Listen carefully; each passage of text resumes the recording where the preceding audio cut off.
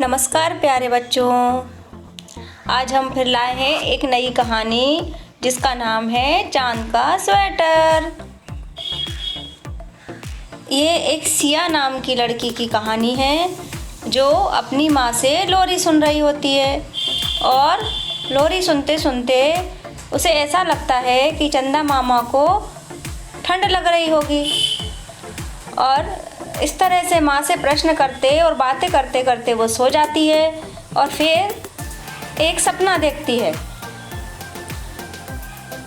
तो वो सपने में क्या देखती है बच्चों कि चंदा मामा को वो ठंड से कैसे बचाएगी। तो जानते हैं इस कहानी में कि वो चंदा मामा को ठंड से बचाने के लिए क्या सोचती है। इस कहानी को लिखा है मनोहर चमोली जी ने और इसके चित्र बनाए हैं जगदीश जोशी जी ने। तो बच्चों सुनते हैं ये आकर्षक कहानी चांद का स्वेटर। जाड़ा आया।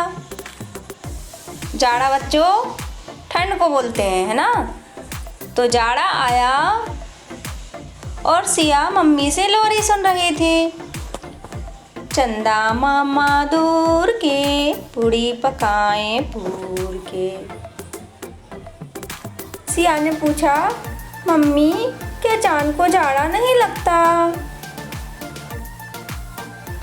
सिया की मम्मी बोली, हाँ लगता है, वो आसमान में अकेला जो है उसका कोई संगी साथी भी नहीं है। सिया उदास हो जाती है और वह मम्मी की बातें सुनते सुनते सो जाती है।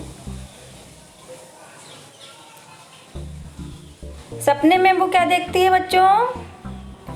एक भेड़ आती है और वह कहती है, सिया ये लो मेरी ऊन, चांद के लिए स्वेटर बुन लो। फिर एक मकड़ी दौड़कर आती है। वह कहती है, मैं जाला बुनती हूँ, मैं चांद के लिए स्वेटर बुन सकती हूँ। और फिर तितली कहती है, स्वेटर मुझे दे दो, मैं उड़कर चांद को स्वेटर दे आऊंगी। सिया ताली बजाती है और उसका सपना टूट जाता है।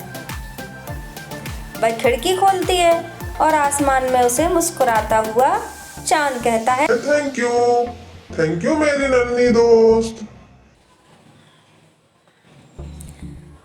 सिया खिड़की बंद कर देती है और हंसती हुई रजाई में घुस जाती है।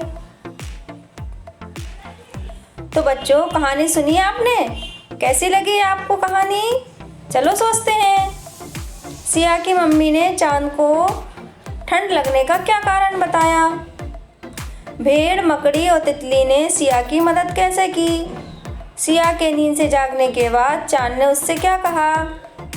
आपको क्या लगता है उन्होंने ऐसा क्यों कहा होगा?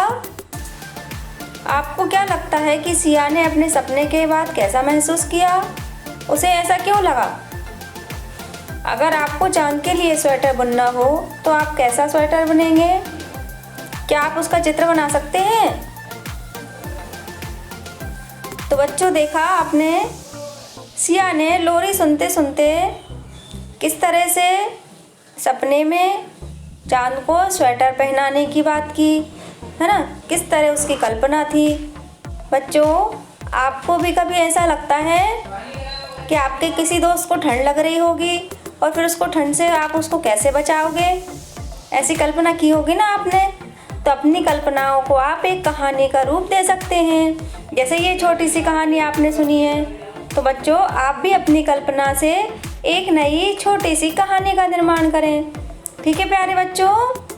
तो अब हम चलते हैं, अगले संडे को फिर एक नई कहानी के साथ आपके साथ आप उपस्थित होंगे। तब तक के लिए बाय बाय बच्चों।